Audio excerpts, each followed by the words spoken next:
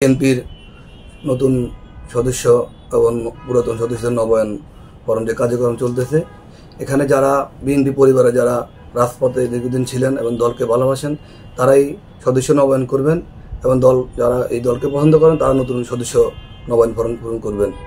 এখানে দল থেকে যেভাবে নির্দেশনা আসছে, কোনো অবস্থায় কোনো আওয়ামী লীগ দোসর বা যারা আওয়ামী লীগ পরিবারের যারা আওয়ামী লীগ করছেন কখনো বিএনপির সাথে আসছিলেন না, এই ধরনের কাউকে যেন নতুন সদস্য নিবন্ধন না করা হয়, এই জন্য দল থেকে নির্দেশনা আছে এবং আমাদের শাহবাগ থানা বিএনপির নেতৃবৃন্দ নির্দেশনা আমাদেরকে দিয়েছেন। ইউনিয়ন পর্যায়ে আমরা কোনো অবস্থায় কোনো আওয়ামী লীগের দোসরদেরকে আমরা এই নিবন্ধন কার্যক্রমে অন্তর্ভুক্ত করব না। বিএনপির আগামী 15 তারিখ থেকে সদস্য নবায়ন এবং সদস্য সংগ্রহ সময় আছে এবং সদস্য সংগ্রহ করতে গিয়ে ইতিহাসে আমরা দেখতে পাচ্ছি বিএনপিতে বহুত আওয়ামী লীগের মিছিল মিটিং যারা করছে তারা কিন্তু ইতিহাসে নতুন করে আপনাদের দলের সদস্য আছে, কিন্তু এই সদস্য হতে বিএনপির আগামী দিনে আপনি এটাকে কী অবস্থা দেখছেন? বিএনপির নতুন সদস্য এবং পুরাতন সদস্যদের নবায়ন ফরম যে কার্যক্রম চলতেছে, এখানে যারা বিএনপি পরিবারে যারা রাজপথে দীর্ঘদিন ছিলেন এবং দলকে ভালোবাসেন তারাই সদস্য নবায়ন করবেন এবং দল যারা এই দলকে পছন্দ করেন তারা নতুন সদস্য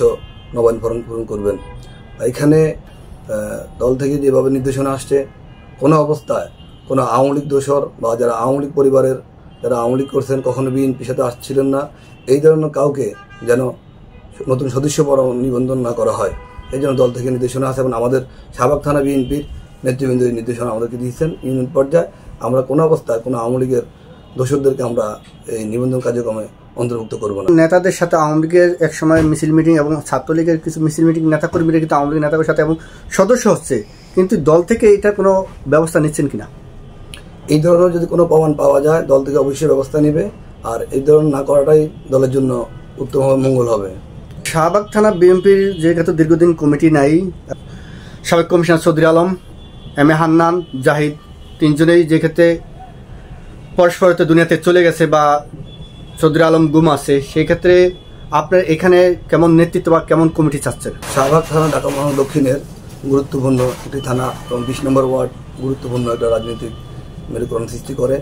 এই থানা একসময় খুব ত্যাগী নেতৃত্ব ছিলেন জনাব চৌধুরী আলম, যিনি বারবার কাউন্সিলর নির্বাচন হয়েছেন এবং বাংলা জাতীয়বাদী দলের বিএনপির জয়েন্ট সেক্রেটারি ছিলেন, এবং এম এ হান্নান আমাদের শাহবাগ থানার সদস্য ছিলেন, জাহিদ হোসেন আব্বাই যিনি 20 নম্বর ওয়ার্ডের আহ্বায়ক ছিলেন, ওনারা মৃত্যুবরণ করেছেন।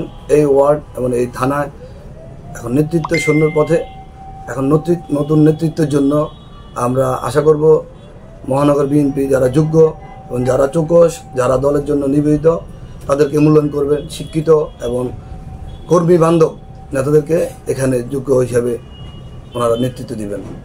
5 আগস্টের পর থেকে বিএনপির যারা মাঠে থেকে এবং আন্দোলন সংগ্রাম ছিল গত 15 বছর এবং পরবর্তী 28 অক্টোবর পর থেকে রাজপথে যারা মিছিল মিটিং করছে, কিন্তু তারা অতি শীঘ্রই দল থেকে নির্জীব বা হারিয়ে যাচ্ছে, কিন্তু এতে বিএনপির কি পরিমাণ ক্ষতি হতে পারে?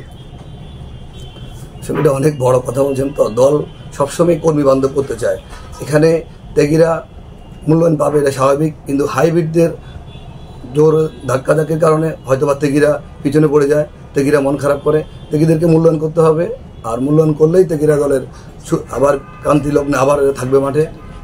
আর যারা হাইব্রিড এদেরকে অবশ্যই চিহ্নিত করতে হবে। সামনে নতুন কমিটি আসবে, কমিটিতে অবশ্যই ত্যাগীদেরকে মূল্যায়ন করতে হবে। আপনি কি আশা করেন সামনে কমিটিতে ত্যাগীরা মূল্যায়ন পাবে? আমি আশা করি ইনশাআল্লাহ সামনে কমিটিতে ত্যাগীরা মূল্যায়িত হবে। প্রধান উপদেষ্টা সচিব ঘোষণা দিয়েছে ডিসেম্বর ভিতরে সবাইকে নির্বাচন প্রস্তুতি নেওয়ার জন্য এবং রোজার আগে নির্বাচনের দিবে। সেক্ষেত্রে আপনি নির্বাচন তরুণদের যে বর্তমানে বাংলাদেশে যে গত 16 বছর একটা তরুণদের ভোট, সে ভোটটা কোন দিকে যাচ্ছে? আমরা প্রধান উপদেষ্টাকে সাধুবাদ জানাই। উনি নির্বাচন কমিশনারকে এবং আইনশৃঙ্খলা বাহিনীকে বলছেন আপনারা নির্বাচনের প্রস্তুতি ডিসেম্বরের মাধ্যমে সারি বানানোর জন্য। তো এক্ষেত্রে নির্বাচন যত দ্রুত হবে ততই আমাদের দেশের জন্য আমরা মনে করি ভালো হবে, মঙ্গল হবে।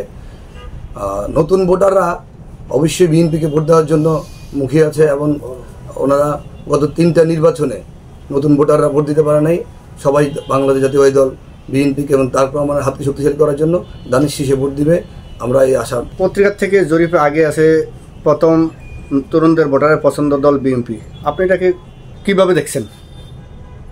এটা তো অবশ্যই আমরা দলের জন্য ভালো হিসেবে দেখতেছি। তরুণরা ভোট দিতে পারে নাই বিগত 2014 সাল 2018-24 সালে ভোট দিতে পারে নাই, তরুণরা ভোট দেওয়ার জন্য ওদের পছন্দের দল, পছন্দের মার্কা বাংলাদেশ ধানের শীষ মার্কায় ভোট দেওয়ার জন্য সবাই খুব আগ্রহ নিয়ে দেখছে এবং দলের এটা খুব ভালো হবে মনে করি আমি